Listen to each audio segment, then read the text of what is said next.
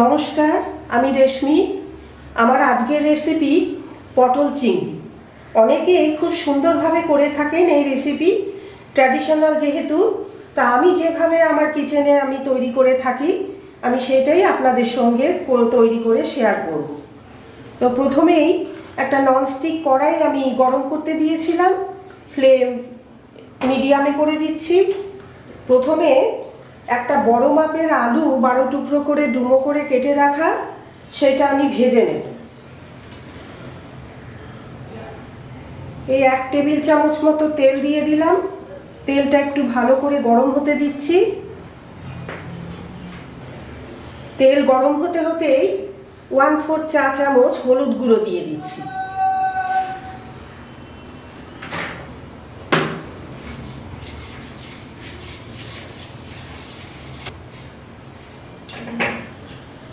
কেটে রাখা আলুগুলো দিয়ে দেবো। প্রথমে সামান্য 1 চিমটি নুন, যাতে ভাজতে ভাজতেই আলুগুলো 60% মতো সেদ্ধ হয়ে যায়। ফ্লেম লোতে করে দিলাম।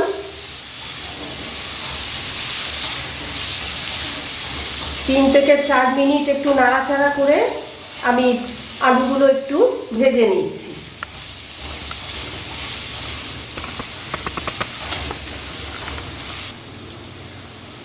খুব লাল করে ভাজার প্রয়োজন নেই, ফ্লেম একদম লোতে করে দিয়ে আমি ঠিক এইরকম রং চলে এলেই তুলে নিচ্ছি।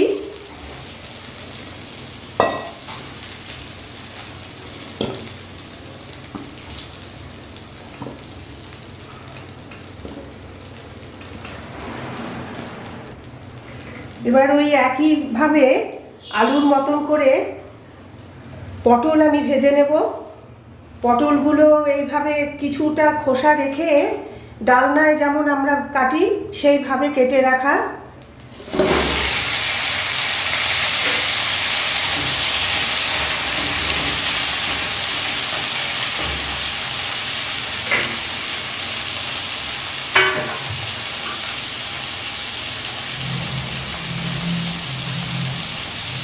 অল্প হলুদ গুঁড়ো দিয়ে দিচ্ছি।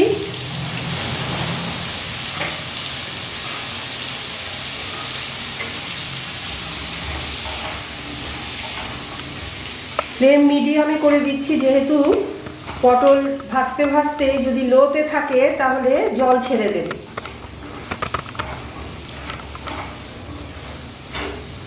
ঠিক আলুর মতো ওইরকম গায়ে একটু ভাজার রং চলে এলেই পটলও আমি তুলে নেব।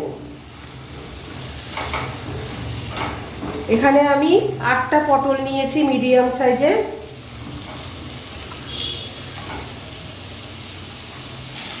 পটল ভাজা হয়ে যাওয়ার পর তুলে নিচ্ছি একটা পাত্রে।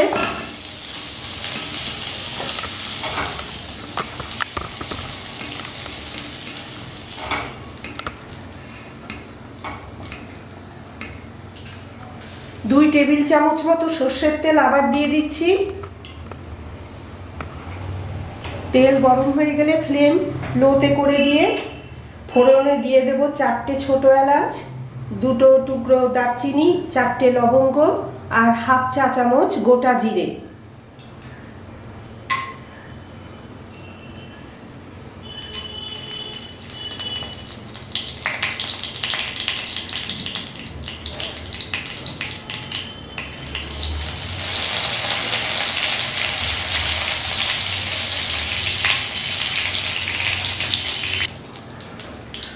ফোড়নের সুগন্ধ যতক্ষণ না বেরোয় ততক্ষণ একটু নাড়াচাড়া করে নিচ্ছি।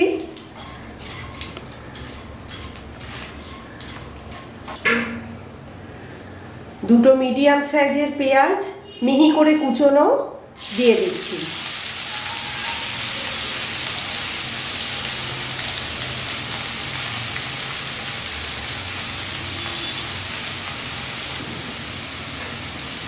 ফ্লেম লো টু মিডিয়ামে রেখে পেঁয়াজগুলো একটু লালচে করে ভেজে নেব।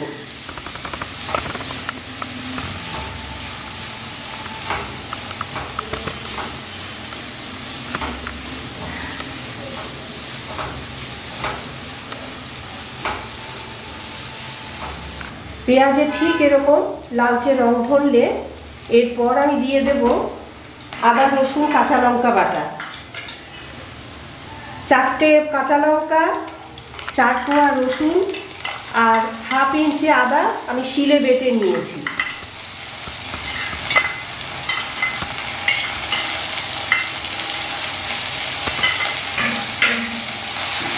লঙ্কা বাটার পরিবর্তে চেরা কাঁচা লঙ্কা দিয়েও ঝাল করা যায়।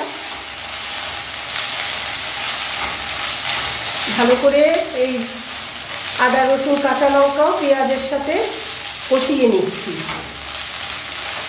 যতক্ষণ না কাঁচা গন্ধ চলে না যায়।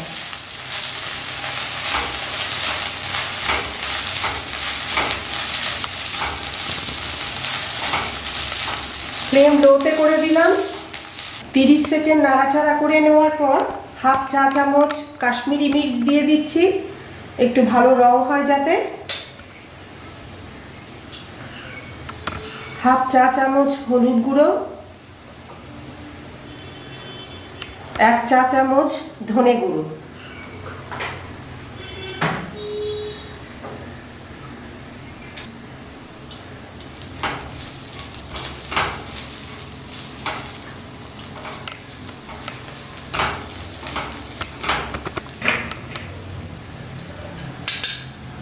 একটা মিডিয়াম সাইজের টমেটো এইভাবে পেস্ট করা,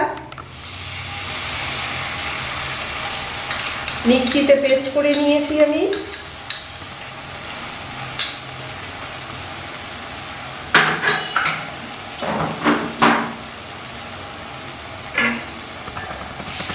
মশলার সাথে ভালো করে মিশিয়ে একটু কষিয়ে নেব।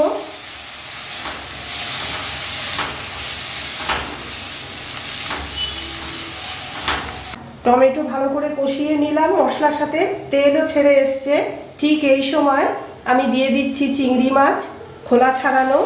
300 গ্রাম চিংড়ি মাছ বাজার থেকে এনে খোলা ছাড়িয়ে এই এতটুকু হয়েছে, 250 গ্রাম মতো, সেইটা দিয়ে দিলাম। এবার মশলার সাথে এই চিংড়ি মাছ ভালো করে কষিয়ে নিচ্ছি।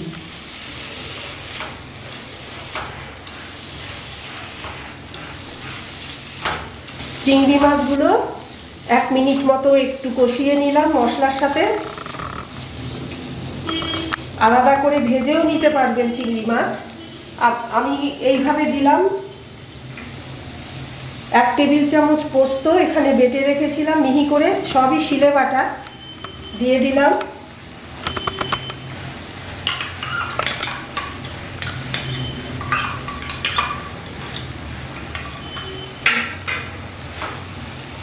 আবার একটু ফ্লেম লোতে রেখে সব মশলা একসাথে কষিয়ে নিচ্ছি। এই সময় দিয়ে দেব 1 চা চামচ নুন।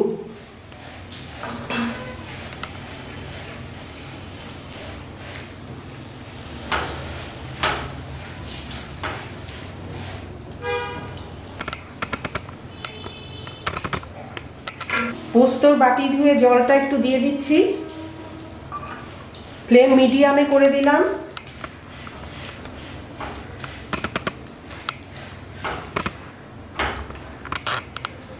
জল যতক্ষণ না শুকোয় ততক্ষণ একটু নাড়াচাড়া করে নিচ্ছি।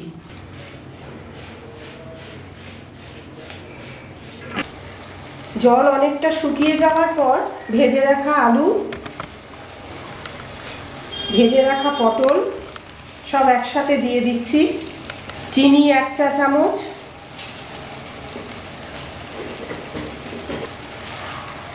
এই সব কিছু এবার 2 মিনিট ধরে কষিয়ে নেব একটু ঢাকা দিয়ে দিয়ে।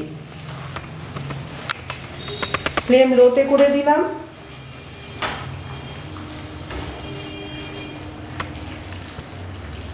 ভালো করে মিশিয়ে নেবার পর এবার আমি কিছুক্ষণের জন্য ঢাকা দিয়ে দেবো, কিন্তু ঢাকা খুলে মাঝে মাঝে একটু নেড়ে চেড়ে দিতে হবে। ঢাকা খুলে নিচ্ছি। রংটাও সুন্দর এসছে আর উপরে তেলও ভেসে উঠেছে। কষিয়ে নেওয়ার পর্ব শেষ হলো। এবার আমাকে এই পটল আলু সেদ্ধ করে নিতে হবে। তার জন্য খুব অল্প অল্প করে জল ব্যবহার করব। কেননা এই রেসিপিতে খুব বেশি ঝোল ভালো লাগবে না, তাই জন্য যতক্ষণ না পটল আলু সেদ্ধ হয় অল্প অল্প করে জল দিয়ে দিয়ে ঢাকা দিয়ে ফ্লেম লোতে রেখে আমাকে সেদ্ধ করে নিতে হবে। আর একটু জল দিচ্ছি,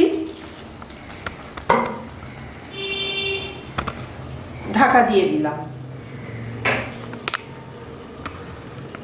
পটলগুলো সেদ্ধ করার জন্য আমি দুবার অল্প অল্প করে গরম জল মিশিয়েছিলাম। এবার ঢাকা খুলে নিচ্ছি।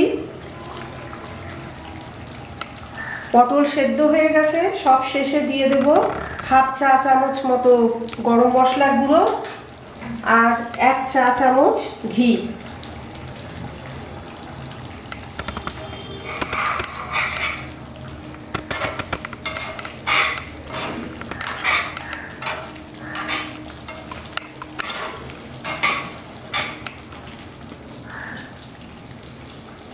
গ্যাস অফ করে দিলাম। কেমন লাগলো আমার আজকের রেসিপি পটল চিংড়ি আপনারা অবশ্যই কমেন্ট করে জানাবেন। পছন্দ হলে লাইক করবেন, শেয়ার করবেন, সাবস্ক্রাইব করবেন। ধন্যবাদ।